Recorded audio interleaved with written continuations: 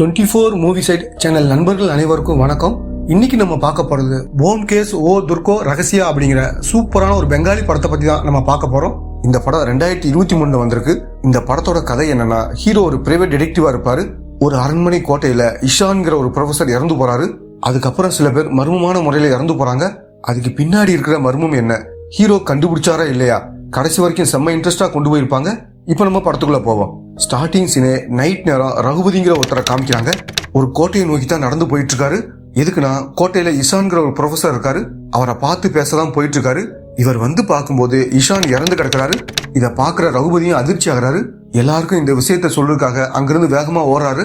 இறந்து போன இஷானுக்கு பக்கத்துல ஒரு தங்க நாணயம் இருக்கிற மாதிரி நம்ம காமிக்கிறாங்க. இப்ப அஜித்ங்கிற ஒருத்தரை காமிக்கிறாங்க. இவர் தான் ஹீரோவோட ஃப்ரெண்டா இருப்பாரு. அதே மாதிரி ஹீரோவுக்கு அசிஸ்டன்ட் மாதிரியும் இருப்பாரு. இப்ப ஹீரோட ஒய்ஃபை காமிக்கிறாங்க. இவங்க பேர் சத்யபதிங்கிறது. இவங்க இப்ப கர்ப்பமா இருக்காங்க. எப்ப பாரு வேலை வேலைன்னு இருக்காருன்னு ஹீரோவை குறை சொல்லிட்டு இருக்காங்க. அடுத்து சாமி சிலைகளை கள்ளத்தனமா விற்கிற ஒரு நபர் இருக்காரு. அவர்கிட்ட சிலைகளை வாங்குறதுக்காக ஒரு ஃபாரினர் வந்திருக்காரு. அந்த நபர் இங்க இருக்கிற எல்லா சிலைகளையும் அவர்கிட்ட காமிக்கிறாரு. அப்போ ஒரு சிவன் சிலையை காமிக்க அது லைட்டா ஆடுது. என்னது சிலை அசையுதுன்னு யோசிச்சுட்டு இருக்காங்க. பார்த்தா ஹீரோ தான் அங்க சிலை மாதிரி நின்றுப்பாரு. இவங்களை பிடிக்கிறதுக்கு தான் இந்த கெட்டப்ல இருந்திருப்பாரு. உடனே அந்த ரெண்டு பேரையும் அடிச்சு மடக்கி பிடிக்கிறாரு. ஹீரோ ஒரு பிரைவேட் டிடெக்டிவா இருப்பாரு. அடுத்த சீன்ல ஹீரோ வீட்டுக்கு வராரு. ஹீரோயினும் கோமா பேச ஹீரோ ஓரளவுக்கு பேசி சமாளிக்கிறாரு. போன காரியம் என்னாச்சுன்னு அஜித் கேட்க நல்லபடியா முடிஞ்சதுன்னு ஹீரோவும் சொல்றாரு. இப்ப அஜித்தை ஒரு நியூஸ் பேப்பரை படிக்க சொல்றாரு. இஷான்கிற ஒரு ப்ரொஃபசர் இறந்து போனார்ல, அவர் பாம்பு கடிச்சுதான் இறந்து போயிருப்பாரு. இப்ப அஜித்தும் என்ன விஷயம்னு கேட்க, பாண்டே சார் நம்மள ஊருக்கு வர சொன்னார்ல, அனேமா இந்த கேஸை விசாரிக்கத்தான் நினைக்கிறேன்னு ஹீரோவும் சொல்றாரு. இப்ப ஹீரோவும் ஒய்ஃப் கிட்ட கேஸ்க்காக வெளியூர் போகணும்னு சொன்னா விட மாட்டாங்கன்னு நினைச்சு நம்ம ரெண்டு பேரும் ஒரு சேஞ்சுக்காக வெளியூர் போயிட்டு வரலாமான்னு கேட்க அவங்களும் ஓகே சொல்றாங்க. அடுத்து 3 பேரும் பாண்டேவை பார்க்க போயிட்டு இருக்காங்க. பாண்டேவை பொறுத்த வரைக்கும் ஒரு போலீஸ் ஆபீசரா இருப்பாரு. இப்ப 3 பேரும் பாண்டேவோட வீட்டுக்கு வந்துடுறாங்க. பாண்டேவும் சீக்கிரம் குளிச்சுட்டு கிளம்புங்க, ஒரு கேஸ் விஷயமா போகணும்னு சொல்ல ஹீரோயினும் ஹீரோவை முறைக்கிறாங்க. இப்ப பாண்டேவும் இஷான் இறந்து போன கேஸை பத்தி சொல்ல ஆரம்பிக்கிறாரு. முதல்ல இந்த ஊரை பத்தியும் இங்க இருக்கிற மன்னர் வழி வம்சத்தை பத்தியும் சொல்ல ஆரம்பிக்கிறாரு. அந்த வழி வந்த ராம் கிஷோரை பத்தி சில விஷயங்களை சொல்ல ஆரம்பிக்கிறாரு. இவர் தான் இந்த ஊருக்கே தலைவரா இருப்பாரு. கோட்டைக்கு பக்கத்துல தான் இவரோட வீடு இருக்கும். கோட்டையும் இவங்களோட சொத்து தான். இப்ப அவரும் தன்னோட கணக்கு பிள்ளை கிட்ட கோவமா பேசுற மாதிரி காட்டுறாங்க. ராம் கிஷோரை பொறுத்த வரைக்கும் மொத்தம் 5 பசங்க. ஒய்ஃப் இறந்து போயிருப்பாங்க. 3 பசங்க 2 பொண்ணுங்க இருப்பாங்க. அதுல ஒரு பொண்ணு சில வருஷத்துக்கு முன்னாடி பாம்பு கடிச்சு இறந்து போயிருப்பாங்க. இதையெல்லாம் பத்தி பாண்டே ஹீரோ கிட்ட சொல்றாரு. அதே மாதிரி குறிப்பா 2 பசங்களை பத்தியும் சொல்றாரு. ராம் கிஷோரோட பேச்ச அங்க இருக்கிற பழங்குடி இனத்தவங்க கேட்க மாட்டாங்க. அதனால பசங்க கிட்ட சொல்லி அவங்களை கவனிக்க சொல்றாரு. பசங்களும் அந்த மக்கள் வாழ்ற இடத்தையெல்லாம் எரிச்சு விட்டுறாங்க. இப்ப அவரும் ஏன் இடத்தையெல்லாம் எரிச்சிங்க பசங்க மேல கோவப்படுறாரு. மூத்த அண்ணனோட பேர் பஞ்ச்தாருங்கிறது. அடுத்து தம்பியோட பேர் முரளிதாருங்கிறது. இந்த தம்பிக்கு ஒருத்தன் உதவியா இருப்பான். மேற்கொண்டு பாண்டேவும் அவங்கள பத்தி சொல்ல ஆரம்பிக்கிறாரு. அண்ணனோட ஒய்ஃப் மாடியிலிருந்து கீழே விழுந்து இறந்து போயிருப்பாங்க. அதே மாதிரி தம்பியை பொறுத்த வரைக்கும் ஒரு பொண்ணை லவ் பண்ணிட்டு இருக்கான். அவன் லவ் பண்றது ஒரு பழங்குடி இனத்தை சேர்ந்த ஒரு பொண்ணை தான். அப்பப்ப ரகசியமா அந்த பொண்ணை பார்க்க வருவான். இப்படி பேசிக்கிட்டே இஷான் இறந்து போன கோட்டைக்கு கூட்டிட்டு வராரு. அப்படியே இஷானை பத்தியும் சொல்ல ஆரம்பிக்கிறாரு. இஷானை பொறுத்த வரைக்கும் ஒரு ப்ரொஃபஸரா இருப்பாரு. அதே மாதிரி ராம் கிஷோரோட ஃப்ரெண்டாவும் இருப்பாரு. ராம் கிஷோர் இவர்கிட்ட என்ன சொல்லியிருப்பாருன்னா, தன்னோட 2 பசங்களுக்கும் பாடம் எடுக்க சொல்லியிருப்பாரு. அதனாலதான் இவரும் அடிக்கடி இங்க வந்துட்டு போவாரு. தன்னை பத்தி புகார் சொல்லதான் வந்திருக்காருன்னு மூத்த பையன் நினைக்கிறான். தான் பண்ண சேட்டையெல்லாம் அப்பா கிட்ட சொல்லக்கூடாதுன்னு இஷானை மிரட்டுறான். ஆனா அவர் இதுக்காக வரல, சும்மா ஃப்ரெண்டை பார்த்து பேசிட்டு போகத்தான் வந்திருக்காரு. ராம் கிஷோர் தன்னோட கோட்டையை பத்தி முழுசா தெரிஞ்சுக்கிற பொறுப்பை இஷான் கிட்ட கொடுத்திருப்பாரு. அந்த வேலையில இருக்கும் போதுதான் இஷான் இறந்து போனாருன்னு நடந்த விஷயத்த பாண்டே சொல்றாரு. அந்த கோட்டைக்கு வெளியில ஒரு சாமியார் உட்கார்ந்து இருக்கிறத ஹீரோ கவனிக்கிறாரு. இவர் யாருன்னு பாண்டேட்ட கேட்கிறாரு. கொஞ்ச நாளைக்கு முன்னாடி தான் இந்த ஊருக்கு வந்தாரு, யார்கிட்டயும் பேச மாட்டாருன்னு சொல்றாரு. அடுத்து கணக்கு பிள்ளை அந்த 2 பசங்க வாங்கின பணத்துக்கு கணக்கு கேட்கிறாரு. எங்க 2 பேர்கிட்ட மட்டும் கணக்கு கேட்கறீங்க, அந்த மருமகன் கிட்ட மட்டும் கணக்கு கேட்க மாட்டீங்கன்னு கோவமா பேசுறாங்க. அந்த நேரத்துல அப்பாவும் அங்க வந்துறாரு. இப்ப அப்பாவும் மருமகன் கரெக்டா செலவு பண்றான், ஆனா நீங்க தேவையில்லாம செலவு பண்றீங்கன்னு சொல்றாரு. அந்த மருமகன் யாருன்னா, ராம் கிஷோருக்கு ஒரு பொண்ணு இருப்பாங்கல்ல, அவங்க கூட இறந்து போயிருப்பாங்க. அவங்களோட வீட்டுக்காரர் தான் இவரு. இவரோட பேர் மோனிலால்ங்கிறது. இப்ப பாண்டியவும் இஷான் இறந்து கிடந்த இடத்த ஹீரோ கிட்ட காமிக்கிறாரு. சரி, முதல்ல யார் பார்த்ததுன்னு கேட்க ரகுபதிங்கிற ஒரு பேரை சொல்றாரு. அந்த ரகுபதி யாருன்னா இஷானோட அசிஸ்டண்டா இருப்பாரு. இப்ப ரகுபதி இங்க வர வச்சு பேச ஆரம்பிக்கிறாங்க. ஏன் நைட் நேரத்துல அவரை பார்க்க வந்தீங்கன்னு கேட்க அவரும் சொல்ல ஆரம்பிக்கிறாரு. இஷான் இந்த கோட்டை பத்தின சில விஷயங்களை கண்டுபிடிச்சிருப்பாரு. அதை பத்தி ரகுபதி கிட்ட சொல்ல ஆரம்பிக்கிறாரு. இந்த இடத்துல ஜானகி ராமன்ற மன்னர் இருப்பாரு. இவர் யாருன்னா ராம் கிஷோரோட தாத்தா தான். இவருக்கு முஸ்லீம் மன்னர் ஒருத்தர் ஃப்ரெண்டா இருப்பாரு. அவரோட பேர் அலிவர்த்தினி கான்றது. முக்கியமான நேரத்துல ஜானகிராமன் இவருக்கு உதவி பண்ணிருப்பாரு. அதனால இவரோட செல்வத்துல நிறைய பங்கு ஜானகிராமனுக்கு கொடுத்திருப்பாரு.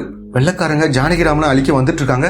இந்த நிலைமையில ஜானகிராமன் என்ன சொல்றாருன்னா, நம்ம மாட்டினாலும் சரி நம்மோட செல்வம் அவங்க கிட்ட மாட்டக்கூடாது, அதனால ரகசியமா எங்கேயாவது மறைச்சு வைக்கணும்னு ஆட்கள் கிட்ட சொல்றாரு. அதை ஜானகிராமன் ஒரு இடத்துல மறைச்சு வச்சிடறாரு. நைட்டு வெள்ளைக்காரங்க வந்து எல்லாரையும் காலி பண்ணிடுறாங்க. அவங்களும் எல்லா இடத்துலயும் தங்கத்தை தேடி பார்க்க அவங்களால கண்டுபிடிக்க முடியல. ஆனா இதை பத்தி எந்த வரலாற்று புக்லயும் வந்திருக்காது. அப்புறம் எப்படி இஷானுக்கு மட்டும் தெரிஞ்சதுன்னு கேட்கிறாரு. இந்த கோட்டையில இவ்வளவு நாள் இருந்தார்ல, அது மூலமா தான் இந்த விஷயத்தெல்லாம் கண்டுபிடிச்சாருன்னு ரகுபதியும் சொல்றாரு. மேற்கொண்டு நடந்ததை ரகுபதி சொல்ல ஆரம்பிக்கிறாரு. இப்ப இஷானும், உனக்கு டைம் ஆச்சுல ரகுபதி, நீ கிளம்பு, இன்னைக்கு நைட் ஒரு முக்கியமான நாள்னு சொல்லியிருப்பாரு. ஏன் இப்படி சொல்றான்னு ரகுபதி யோசிச்சுட்டு தான் கிளம்பியிருப்பாரு. என்ன முக்கியமான நாள்னு ரகுபதியும் யோசிச்சுட்டு செக் பண்ணி பார்க்க தான் நைட்டு கிளம்பி போயிருப்பாரு. அப்பதான் இஷான் அங்க இறந்து கிடப்பாரு. பக்கத்துல ஒரு தங்க நாணயம் இருக்கும். நடந்த எல்லா விஷயத்தையும் ரகுபதி ஹீரோ கிட்ட சொல்றாரு. இப்பதான் இவர்கிட்ட பேசுறதுக்காக 2 பசங்க வராங்க. இவங்க யாருன்னா ராம் கிஷோரோட சின்ன பசங்களா தான் இருப்பாங்க. இந்த பொண்ணோட பேர் துளசிங்கிறது, இந்த பையனோட பேர் சோட்டாங்கிறது. அந்த பெரிய பசங்களுக்கு இஷான் கிளாஸ் எடுக்க வந்த மாதிரி தான் இந்த 2 பசங்களுக்கும் ரகுபதி கிளாஸ் எடுக்க வந்திருப்பாரு. அந்த 2 பசங்களும் பேசிக்கிட்டு இருக்கத ஹீரோவும் கவனிக்கிறாரு. இப்ப இந்த 3 பேரும் ராம் கிஷோரோட வீட்டுக்கு வராங்க. அவர் மருமைங்கிட்ட தான் பேசிட்டு இருக்காரு. ஹீரோவை பார்த்துட்டு யாரு என்ன விஷயம்னு கேட்க பாண்டேவும் ஹீரோவை பத்தி சொல்றாரு. ஹீரோவும் ஒரு போட்டோவை பார்த்துட்டு யார் இவருன்னு கேட்க இவரோட பேர் ராம் வினோத், தன்னோட அண்ணனு ராம் கிஷோர் சொல்றாரு. சின்ன வயசுல தன்னோட அண்ணனுக்கு நோய் வந்து இறந்து போனதா சொல்றாரு. இவங்க பேசிக்கிட்டு இருக்கலாம். துளசி எட்டி எட்டி பாத்துக்கிட்டு இருக்கா. இத ஹீரோவும் நோட் பண்ண துளசி அங்கிருந்து கிளம்பி போறாங்க. இறந்து போன இஷான் கிட்ட ஒரு பாக்ஸ் இருக்கும். அதே மாதிரி அங்க கிடைச்ச ஒரு தங்க நாணயத்தையும் காமிக்கிறாங்க. அந்த நாணயத்துல வேற ஏதோ ஒரு மொழியில எழுதிருக்கு. ஹீரோவுக்கு அது என்னன்னு தெரியல. உங்களுக்கு இது தெரியுதான்னு பாண்டியோட அசிஸ்டன்ட் கிட்ட கேட்கிறாரு. அவரும் அதை படிச்சு பார்த்துட்டு இது பார்சி மொழியில தான் எழுதிருக்கு, அலிவர்தினி கான் போட்டிருக்குன்னு சொல்றாரு. முன்னாள் மன்னர் ஜானகிராமனுக்கு இந்த முஸ்லீம் மன்னர் தான் தங்கத்தை கொடுத்துருக்கணும்னு ஹீரோவும் நினைக்கிறாரு. இப்ப பாக்ஸை ஓபன் பண்ணி பார்க்கும்போது பழங்கால புக்கு ஒண்ணு இருக்கு. அது பார்சி மொழியில தான் எழுதிருக்கு. இஷான் எழுதின எழுத்துக்களோட கம்பேர் பண்ணி பாக்குறாரு. மேட்ச் ஆகல. பாண்டியோட அசிஸ்டன்ட்டுக்கு பார்சி மொழி தெரியும்ல, நீங்க இதை படிச்சு சொல்லுங்கன்னு ஹீரோவும் சொல்றாரு. அவரும் படிச்சுட்டு சில விஷயங்களை சொல்றாரு. இது ஒரு புதிர் மாதிரி இருக்கு, அதுக்கான விடையை கண்டுபிடிச்சா புதையல் கிடைக்கும் போல. இறந்து போன இஷான் இந்த புதிர்கான விடையை கண்டுபிடிச்சிருக்காரு. அதனால கூட கொலை செய்யப்பட்டிருக்கலாம்னு யோசிக்கிறாங்க. அடுத்த ஹீரோவும் அஜித்தும் இந்த கோட்டையிலே தங்குறதுக்கான ஏற்பாடுகளை மொழிலால் தான் பண்றாரு. உங்க ஒய்ஃப் பாம்பு கடிச்சு இறந்து போனாங்கல்ல, அது விபத்தா இல்ல திட்டமிட்டு யாராவது பண்ணாங்களான்னு ஹீரோவும் அவர்கிட்ட கேட்கிறாரு. திட்டமிட்டு பண்ண மாதிரி தோணல, விபத்தா தான் இருக்கும்னு அவரும் சொல்றாரு. பாண்டே சீதாராம்ங்கிற ஒருத்தரை கூட்டிட்டு வந்திருப்பாரு. அவருக்கு நல்லா பாம்பு பிடிக்க தெரியும். எல்லா இடத்தையும் நல்லா தேடிட்டேன், இங்க எந்த பாம்பும் இல்லைன்னு சொல்லிட்டு அவரும் கிளம்பி போறாரு. அப்பப்ப தம்பி தன்னோட காதலிய ரகசியமா வந்து பாத்துட்டு போவாரு. இந்த விஷயத்த துளசியும் கவனிச்சிடறாங்க. இப்ப தம்பியோட அசிஸ்டன்டும் இங்க எல்லாம் வரக்கூடாதுன்னு சொல்லி துளசியை கூட்டிட்டு போயிடறான். நைட்டு 2 பேரும் தூங்கிட்டு இருக்கும்போது ஒரு பாம்பு ஹீரோ மேல ஏற ஆரம்பிக்குது. அது ஹீரோவை கொத்துற மாதிரி வருது. இது ஹீரோயினுக்கு வந்த கனவா இருக்கும். இதை நினைச்சு அவங்களும் பயப்பட ஆரம்பிக்கிறாங்க. இப்ப இவங்க 2 பேரும் தூங்கிட்டு இருக்கும்போது பொறுமையா ஒருத்தன் கதவை திறக்கிறான். ஹீரோவும் முழிச்சு பார்த்து அவனை துரத்துறாரு. ஒரு இடத்துல வச்சு அவனை மடக்கி பிடிக்கிறாரு. அவன் யாருன்னா தம்பியோட அசிஸ்டன்ட் தான் இங்க வந்திருப்பான். எதுக்காக இங்க வந்த, என்ன விஷயம்னு கேட்கிறாரு. சீதாராமன் பாதுகாப்புக்காக வெளியில தான் இருப்பாரு. வந்தவர் இவன் மேல பாம்பு வாசனை வர்றதை கவனிச்சு இவன் தான் பாம்பு விட்டுருக்கான்னு சொல்றாரு. இப்ப ஹீரோவும் இவனை பாண்டே கிட்ட கூட்டிட்டு போன்னு சொல்லிட்டு உள்ள வந்து பாக்குறாரு. பார்த்தா அஜித் கிட்ட தான் அந்த பாம்பு கொத்துற மாதிரி இருக்கு. இப்ப ஹீரோவும் அந்த பாம்பு மேல டார்ச் லைட் அடிச்சு அதை திசை திருப்புறாரு. உடனே வந்து பாம்பை பிடிச்சதுக்கு அப்புறம் தான் அஜித் கண் முழிக்கிறாரு. அடுத்த சீன்ல தம்பி கிட்ட வந்து விசாரிக்கிறாங்க. உன்னோட அசிஸ்டன்ட் நேத்து எங்க இருந்தான்னு கேட்க மதியம் லீவு கேட்டான், நானும் தந்துட்டேன். சரி எனக்கு வேலை இருக்குன்னு சொல்லிட்டு தம்பியும் கிளம்பி போறாரு. அடுத்து கணக்கு பிள்ளை கிட்ட வந்து விசாரிக்கிறாங்க. ராம் கிஷோரோட அண்ணன் இறந்து போனார்ல, அந்த டயத்துல நீங்களும் அங்க இருந்தீங்க, என்ன நடந்துச்சுன்னு கேட்க அவரும் சொல்ல ஆரம்பிக்கிறாரு. இந்த ஊரோட பல பகுதிக்கு போவாங்க, சந்தைக்கு போய் பணம் கொடுத்து வட்டி பிசினஸ் தான் பண்ணுவாங்க. அதனால கூட கணக்கு பிள்ளையும் கூட்டிட்டு போவாங்க. அப்படி ஒரு ஊருக்கு வரும்போதான் இஷான ராம் கிஷோர் பார்த்திருப்பாரு. இவங்க 2 பேரும் ஏற்கனவே நல்ல ஃப்ரெண்ட்ஸா இருந்திருப்பாங்க. அதுக்கப்புறம் இந்த 4 பேரும் சேர்ந்து ஒவ்வொரு ஊரா போயிருப்பாங்க. அப்பதான் அண்ணனுக்கு அம்மா போட்டிருக்கும். அது மத்தவங்களுக்கும் பரவக்கூடாதுன்னு நினைச்சு நான் மட்டும் இங்க இருக்கேன், நீங்க கிளம்புங்கன்னு அண்ணனும் சொல்லிடுறாரு. இதை பத்தி இவர் சொல்லிட்டு இருக்கும் போதே துளசி எட்டி எட்டி பாக்குறாங்க. இதை ஹீரோவும் கவனிச்சிடாரு. அடுத்து துளசி கிட்ட வந்து பேச ஆரம்பிக்கிறாரு. உன் கூட ஒரு அண்ணன் இருப்பான்ல, அவன் எங்கன்னு கேட்க அவன் அண்ணன் கிடையாது தம்பின்னு இவங்களும் சொல்றாங்க. சரி உன்னோட அக்கா இறந்து போனாங்கல்ல, அன்னைக்கு என்ன நடந்துச்சுன்னு கேட்க இவங்களும் சொல்ல ஆரம்பிக்கிறாங்க. ஏதோ ஒரு விழா நடந்துகிட்டு இருக்கு போல. எல்லாரும் காட்டுப்பகுதிக்கு வந்து சந்தோஷமா இருக்காங்க. அண்ணனும் நல்ல போதையில் இருக்காரு. துளசியும் அவரை பார்த்து பேசிட்டு நடந்து வராங்க. அங்க மாமா ஒரு இடத்துல உட்காந்து புக்கு படிச்சுட்டு இருக்காரு. அக்கா எங்கன்னு கேட்க நானும் அவளை தான் தேடிக்கிட்டு இருக்கேன்னு மாமாவும் சொல்றாரு. கொஞ்சம் தள்ளி தம்பியும் அவரோட அசிஸ்டன்ட்டும் அந்த இடத்துல மிருகங்களை வேட்டையாடிட்டு இருக்காங்க. இப்ப துளசியும் இப்படி பண்ணாதீங்கன்னு அவங்க மேல கோவப்படுறா. அப்படியே அக்காவை தேடி வந்துட்டு இருக்கும்போது அக்கா ஒரு இடத்துல உட்காந்துருக்காங்க. அக்காவை எழுப்பலான்னு பார்த்தா அசைவே இல்லாம சாஞ்சு விழுந்துடுறாங்க.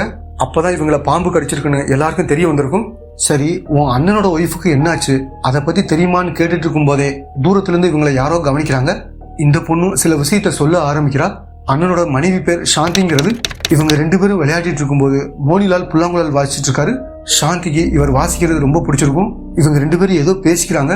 துளசி சின்ன பொண்ணால இதை புரிஞ்சுக்க முடியல. அப்ப மோனிலாலோட ஒய்ஃப் அங்க வராங்க. வந்தவங்க சாந்தி மேல பயங்கரமா கோவப்படுறாங்க. இனிமேல் இவர்கிட்ட பேசக்கூடாது, பேசுனா உனக்கு தான் பிரச்சனைன்னு சொல்லி அனுப்பிச்சு விடுறாங்க. அதுக்கப்புறம் தான் சாந்தி மாடியிலிருந்து குதிச்சு இறந்து போயிருப்பாங்க. அப்ப நீ எங்க இருந்தேன்னு கேட்டுட்டு இருக்கும் போதே ரகுபதி அங்க வராரு. அடுத்து ரகுபதியை கூப்பிட்டு நடந்து வந்துட்டு இருக்கும் போது அண்ணே அங்க இருக்காரு. அவர்கிட்டயும் விசாரிக்க ஆரம்பிக்கிறாங்க. அதாவது அண்ணே ஒய்ஃபுக்கும் மோனிலாலுக்கும் தொடர்பு இருக்கிறத பத்தி ஊருக்குள்ள பேச்சு இருக்கும். அதை கேட்டுட்டு பாண்டே தான் ஹீரோ கிட்ட சொல்லியிருப்பாரு. இந்த விஷயத்த அண்ணன் கிட்ட கேட்க அவரும் டென்ஷன் ஆகி சத்தம் போறாரு. இத கவனிச்சு அஜித் அண்ணனை சத்தம் போட அண்ணன் அஜித் அடிக்க வர்றாரு. அப்ப ஹீரோ அவரை மடக்கி உனக்கு அவ்வளவுதான் மரியாதை, கிளம்புன்னு சொல்லிடுறாரு. இப்ப ரகுபதியும் மோனிலாலை பத்தி தப்பா சொல்றாரு. மோனிலாலுக்கு 2ஆம் தாரமா துளசியை கல்யாணம் பண்ணி வைக்கலாம்னு அப்பா முடிவு பண்ணிருப்பாரு.